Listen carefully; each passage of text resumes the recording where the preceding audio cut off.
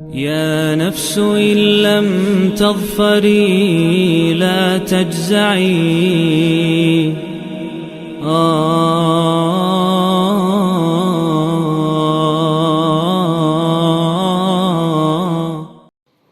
اعوذ باللہ من الشیطان الرجیم بسم اللہ الرحمن الرحیم۔ دوستو، آج ہم آیت نمبر 88 کا سورہ البقرہ کا مطالعہ کرنے جا رہے ہیں انشاءاللہ تعالی۔ اس آیت کو شروع کرنے سے پہلے اس کی کچھ تفصیل آپ کو بتانا میرا فرض ہے، جس سے آپ اس آیت کو بہتر طور پر سمجھ سکیں گے۔ یہودی جن کو اس بات کے اوپر بہت اعتراض رہتا تھا کہ حضرت عیسیٰ علیہ السلام کو وہ والی نشانیاں کیوں دی گئیں جو کہ ہمارے نبی کو نہیں دی گئیں، دیکھیں ذرا ان کا طریقہ دیکھیں کہ بندگی اللہ کی اور مرضیاں اپنی۔ اور پھر جب محمد صلی اللہ تعالیٰ علیہ وآلہ وسلم تشریف لائے تو ان کے تشریف لانے سے پہلے بلکہ یہ کفار مدینہ سے اس بات کے اوپر، جب ان کو وہ غالب ہونے کی وجہ سے ان کے اوپر ظلم اور ستم کرتے تھے، تو ان کو یہ ایک دھمکی لگایا کرتے تھے کہ بس وہ وقت قریب ہے جب ایک نبی، ایک رسول آنے والا ہے جن کے ساتھ ہم مل کر تمہارے ظلم کا خاتمہ کریں گے، تم دیکھتے رہنا۔ لیکن جب نبی صلی اللہ تعالی وسلم آئے تو انہوں نے ان کی بھی تکذیب کی۔ یہ عجیب قوم تھی، اور بلکہ یہ کہا کرتے تھے کہ ہمارے دلوں کے اوپر تو اللہ نے غلاف چڑھا دیا ہوا ہے۔ مراد کیا؟ مراد کہ ہم اتنے علم والے ہیں، اتنے زیادہ ہمارے دل کے اندر جو ہے وہ علم کا خزانہ موجزن ہو چکا ہوا ہے کہ اب اس کے اوپر کسی اور چیز کا اثر نہیں ہونے جا رہا۔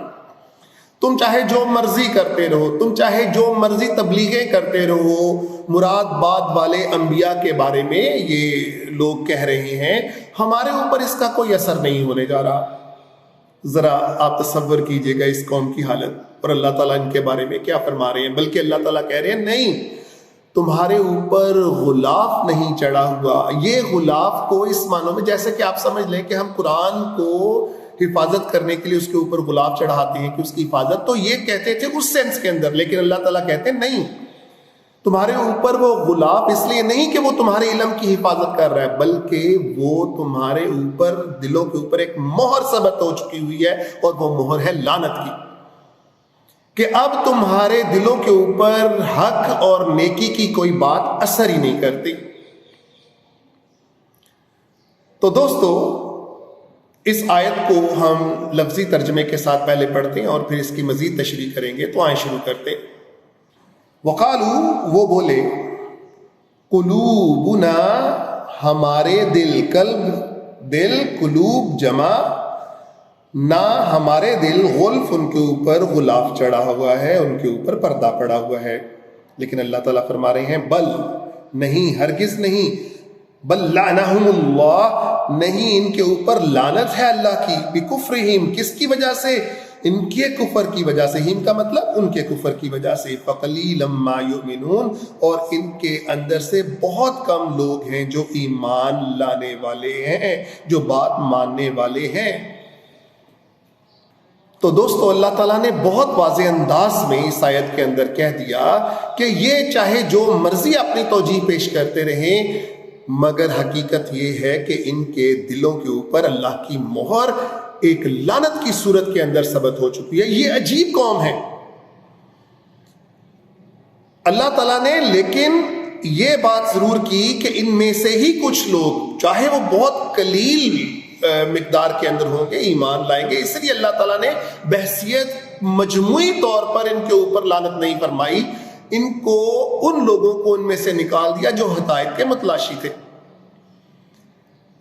یہ آیت دوستو نہ صرف یہ اسپیسیفیکیشن کرتی ہے ان یہودیوں کے بارے میں، بلکہ اس کی جنرلائزیشن تمام لوگوں کے اوپر ہے جو حق بات کو سمجھنے کے لیے تیار ہی نہیں، بلکہ ان کے خلاف بہت سی من گھڑت توجیحات پیش کرتے ہیں۔ مثلاً احادیث کے اندر، قرآن کے اندر بہت سی ایسی چیزیں، بہت سی جو مختلف فرقوں کو تو قابل قبول ہے، مختلف فرقوں کو قابل قبول نہیں ہے.